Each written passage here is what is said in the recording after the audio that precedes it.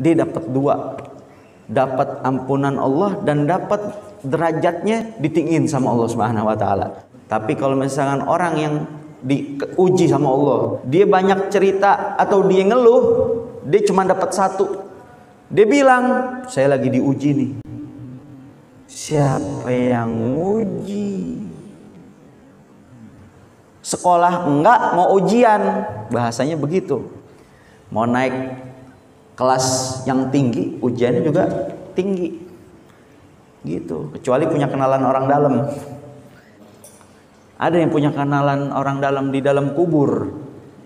Dalam kubur nih ketika malaikat Munkar dan Nakir datang, punya kita kenalan orang dalam yang sekiranya bisa ngademin malaikat. Ketika mau tanya, man rebuka, tadi dulu, ini ada sedikit nih. Bisa kita bilang begitu. Makin digamparin kita sama malaikat.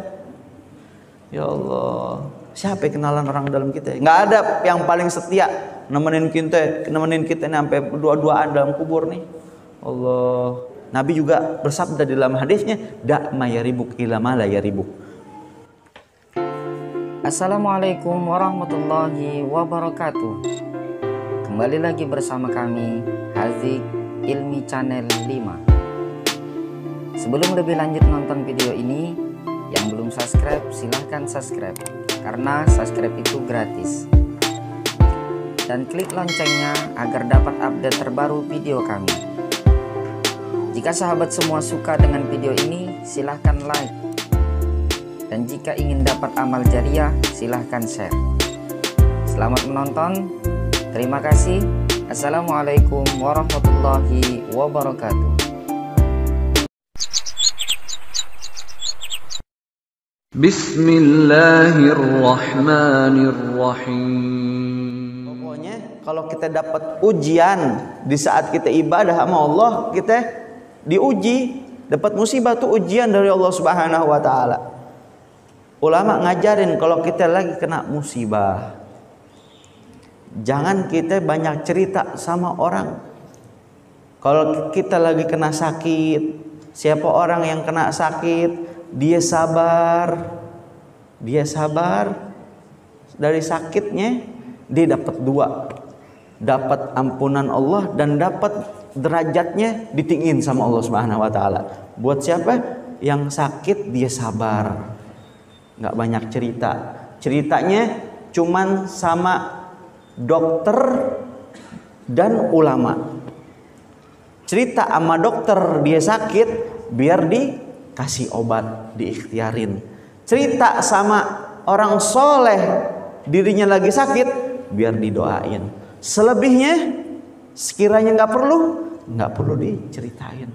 Kadang kita baru kenal dekat sama teman udah kita ceritain, gue punya darah tinggi nih, punya asam urat, punya gula, punya ini. Nah, kadang-kadang orang lain juga nggak mau denger.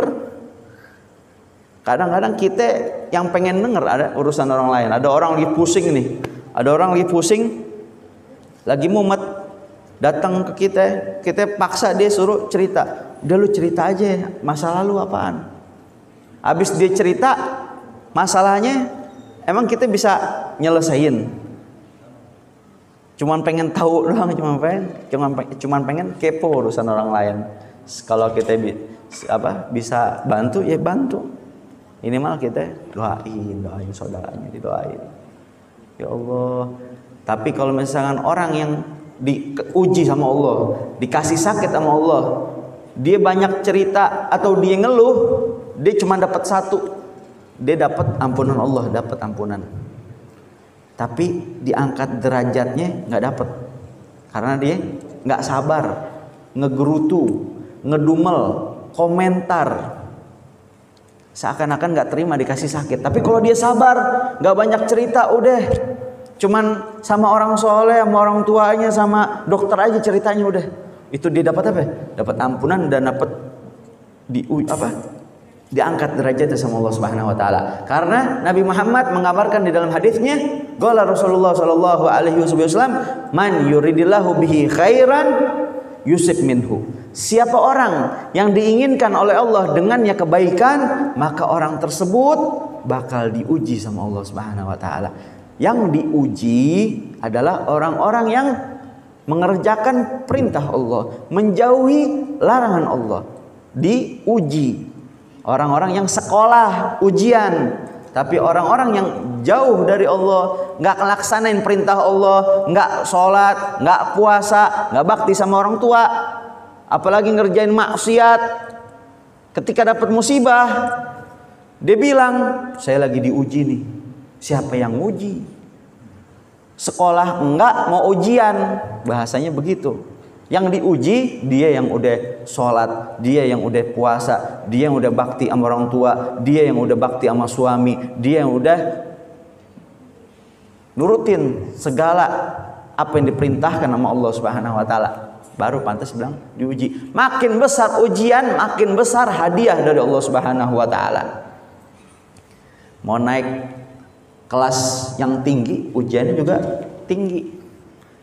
Gitu, kecuali punya kenalan orang dalam. Kalau punya kenalan orang dalam, beda lagi urusan. Hidup kalau punya kenalan orang dalam, nikmat. Di dunia coba, di dunia kita punya anak nih, misalkan itu anak kita sekolahnya nggak naik 7 tahun. Waduh, otaknya bobel banget. Nggak naik 7 tahun, tiba-tiba mau masuk perkuliahan yang favorit, mau masuk di mana gitu terkenal, mesti pinter. Tahun berikutnya dia punya kenalan orang dalam dan punya fulus. Idza indakum fulus kullu mulus wa idza masyi fulus mampus. Kalau punya duit segala perkara mulus, tapi kalau nggak punya duit, naudzubillah. Nggak usah disebut deh. Biar nggak naik 7 tahun, tiba-tiba punya kenalan orang dalam. Kira-kira bisa keterima apa enggak tuh masuk sekolahnya, masuk kuliahnya? Bakal keterima, punya kenalan orang dalam. Bikin SIM A, B, C, kayak vitamin. Biar nggak bisa nyetir mobil, nggak bisa nyetir motor, punya kenalan orang dalam. Ini bukan rahasia lagi, ini udah rahasia umum, udah tahu. Nggak bisa nyetir, nggak bisa bawa motor. Kalau ada seandainya SIM buat naik kereta juga bisa juga tuh. Tiba-tiba kita punya kenalan orang dalam dan punya fulus, punya duit. Fulus nih masya Allah nih. Orang yang nggak belajar bahasa Arab juga tahu bahasa Arabnya duit itu fulus.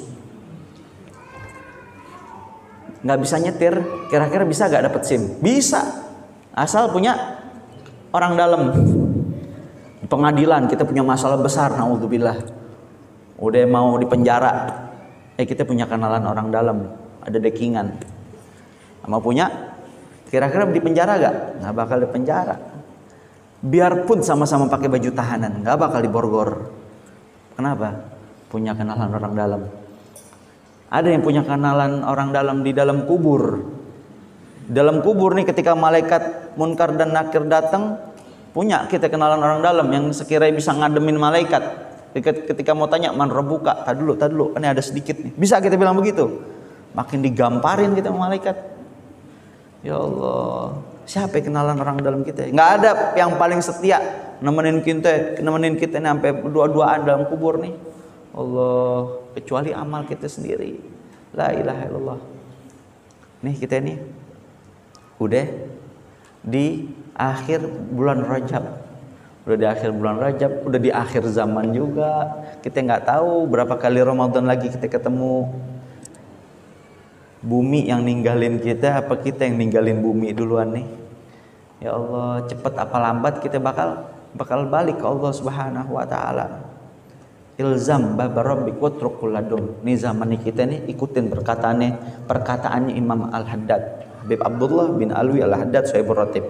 Pegang teguh ajarannya Allah, pegang teguh pintunya Allah. Ilzam baba rabbik watrukul ladum. Tinggalin semua yang ragu-raguin kita. Udah pegang teguh sama Allah aja. Yang ragu-raguin kita tinggalin. Nabi juga bersabda di dalam hadisnya, da' ma yaribuk ila ma la yaribuk. Tinggalin sesuatu perkara yang bikin kita ragu, maju mundur, kerjain kagak, tinggalin udah. Yang sekiranya dia bakal buang-buang waktu kita, bikin kita jadi jauh dari Allah, tinggalin kepada sesuatu yang jadi nggak ragu-raguin kita. Tinggalin bukan berarti putus silaturahmi, tinggalin dalam artian biar apa? Biar jadiin diri kita lebih baik lagi. Tinggalin bukan berarti jadi digosipin. Tinggalin bukan berarti jadi diomongin. Tinggalin buat ngedeketin diri kita sama Allah Subhanahu wa taala. Ya Allah.